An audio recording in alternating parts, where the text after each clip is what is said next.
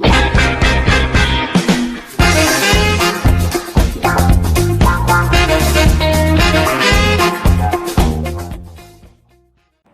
Sang Yang Adi Budaya, Namo Budaya. Perkenalkan, nama saya Jocelyn Agrifina dengan NPM 2041010 dari kelas 1 BUMN. Pada kesempatan kali ini, saya akan membahas mengenai penolakan terhadap pencemaran lingkungan. Alasan saya mengambil topik ini dikarenakan kesadaran masyarakat dalam bertindak sebagai penjaga kelestarian alam semakin rendah dan sifat serakah manusia semakin meningkat terhadap eksploitasi alam, menyebabkan terkikisnya akan kerusakan alam. Oleh karena itu, saya akan mengkaji tentang perspektif agama Buddha dalam menghadapi pencemaran lingkungan, hubungan antar alam dengan manusia, dan juga pentingnya penjagaan alam semesta ini. Salah satu contoh kasus pencemaran lingkungan yang saya ambil adalah pemanasan global. Pemanasan global yang terjadi di Indonesia dapat mempengaruhi ekosistem makhluk hidup yang ada di Indonesia. Terlebih lagi, Indonesia merupakan negara maritim, sehingga terdapat berbagai sumber daya alam baik di laut maupun yang ada di darat. Pemanasan global tersebut mengakibatkan punahnya berbagai jenis flora dan fauna yang ada di Indonesia. Selain itu, pemanasan global menyebabkan kenaikan suhu global, sehingga siklus air dan kelembapan udara menjadi terganggu. Apabila siklus air yang ada terganggu, maka akan berdampak pada pertumbuhan tumbuhan, sehingga menghambat lajunya produktivitas primer. Para ilmuwan memprediksi bahwa pada tahun 2030, Indonesia akan kehilangan 2000 pulau yang ada. Berdasarkan dari LSM Internasional, negara Indonesia terkena dampak dari adanya pemanasan global. Suhu udara meningkat atau memanas dikarenakan adanya pembakaran lahan hutan setiap tahunnya untuk digantikan sebagai pembangunan infrastruktur negara, perluasan lahan kelapa sawit, maupun untuk kepentingan pribadi. Musim hujan dan musim panas akan mengalami perubahan jangka waktu. Hal tersebut sudah bisa dirasakan sekarang ini, di mana musim hujan dan musim panas terjadi tidak tepat pada waktunya. Selain itu, pada tahun 2030 mendatang, diprediksi bahwa temperatur udara Indonesia akan meningkat hingga 0,8 derajat Celcius. Pencemaran lingkungan merupakan masuknya zat atau komponen yang membahayakan ke dalam lingkungan, yang dapat menyebabkan kualitas lingkungan menurun. Kemudian dampak pencemaran lingkungan akan mempengaruhi yang pertama adalah manusia dan yang kedua adalah ekosistem. Dampak pencemaran lingkungan terhadap manusia terdiri atas kesehatan fisik seperti pilek, batuk, alergi, asma, hidung, iritasi mata, serta infeksi pernapasan lainnya. Kemudian yang kedua adalah dampak pencemaran lingkungan terhadap ekosistem, yaitu menghancurnya lapisan dan proses penting keseimbangan ekosistem dan merusaknya lapisan pada atmosfer yang dibutuhkan manusia untuk bernafas. Faktor pencemaran lingkungan disebabkan oleh dua hal. Yang pertama adalah peristiwa alam seperti letusan gunung berapi, banjir, abrasi, tanah longsor, gempa bumi, tsunami, angin puting beliung, dan lain sebagainya. Yang kedua disebabkan oleh ulah manusia seperti aktivitas manusia yang tidak ramah lingkungan. Contohnya, perusakan hutan dan alih fungsi hutan. Kemudian pencemaran udara seperti pemakaian zat bakar yang berlebihan, dan lain sebagainya. Sang Buddha pernah bersabda bahwa bagai seekor lebah yang tidak merusak kuntum bunga, baik warnanya maupun baunya, pergi setelah memperoleh madu, begitulah hendaknya orang yang bijaksana mengembara dari desa ke desa. Kemudian di Dhammapada 49 berbunyi dalam sebuah ekosistem, lebah tidak hanya mengambil keuntungan dari bunga, tetapi juga sekaligus membayarnya membantu penyerbukan. Dalam kedua sutta ini dapat diketahui bahwa manusia dengan alam itu saling berkaitan dan saling membutuhkan. Sumber daya alam ini membantu manusia dalam memenuhi kebutuhan hidupnya, dan manusia mempunyai tanggung jawab untuk menjaga dan merawat alam ini.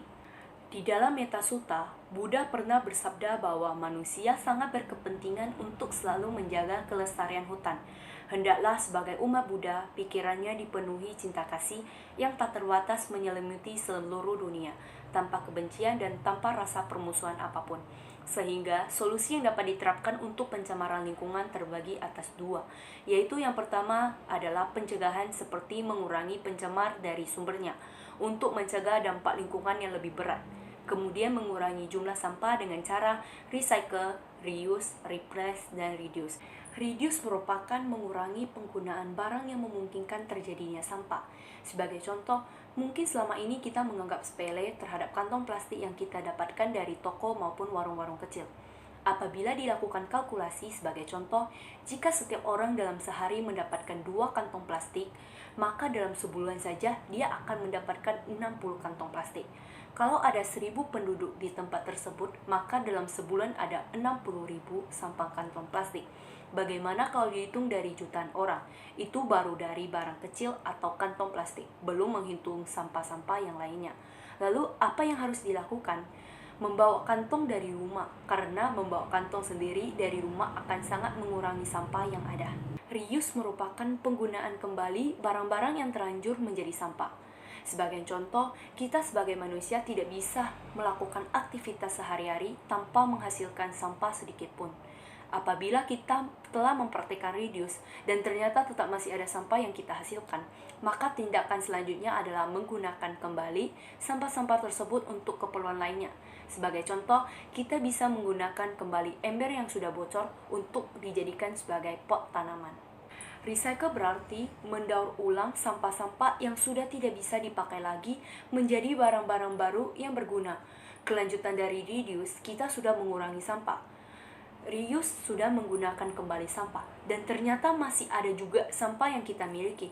Maka langkah selanjutnya adalah mendaur ulang sampah-sampah tersebut menjadi barang baru yang lebih berguna dan bermanfaat untuk kita.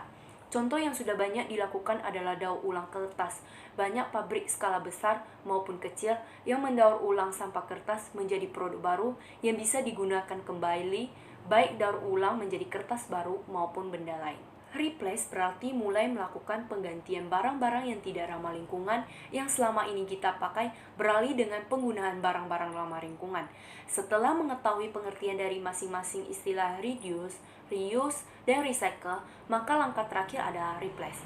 Kegiatan yang kita sudah ketahui efek buruknya bagi lingkungan, maka mulai saat ini dan detik ini juga kita ganti dengan aktivitas lain yang ramah lingkungan. Sebagai contoh, kalau selama ini kita masih mengabaikan sampah kantong plastik, maka mulai sekarang kita sudah menggantikannya dengan tas belanja permanen atau tidak sekali pakai. Yang kedua adalah pengendalian seperti pembuatan standar baku mutu lingkungan, monitoring lingkungan, dan penggunaan teknologi untuk mengatasi masalah lingkungan.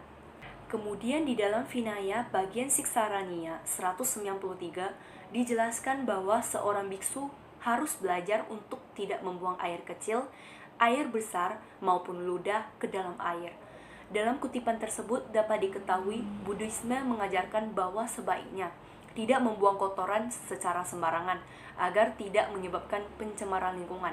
Menjaga dan melestarikan hidup merupakan bagian yang tidak terpisahkan dari kehidupan manusia. Buddhis menekankan manusia untuk hidup berdamai dengan lingkungan, yang berarti bahwa manusia adalah bagian dari alam dan hidup di alam ini. Oleh karena itu, manusia ditekankan untuk tidak merusak dan berusaha menjaga kelestarian alam.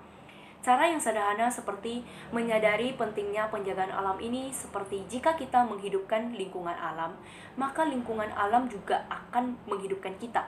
Sebaliknya, jika kita membunuh kehidupan alam, maka alam pun akan semakin sadis lagi membinaskan kehidupan manusia dan kehidupan makhluk lainnya. Sekian ini topik pembahasan mengenai penolakan terhadap pencemaran lingkungan. Saya akhiri dengan Namo Sangya Adi Budaya, Namo Buddhaya.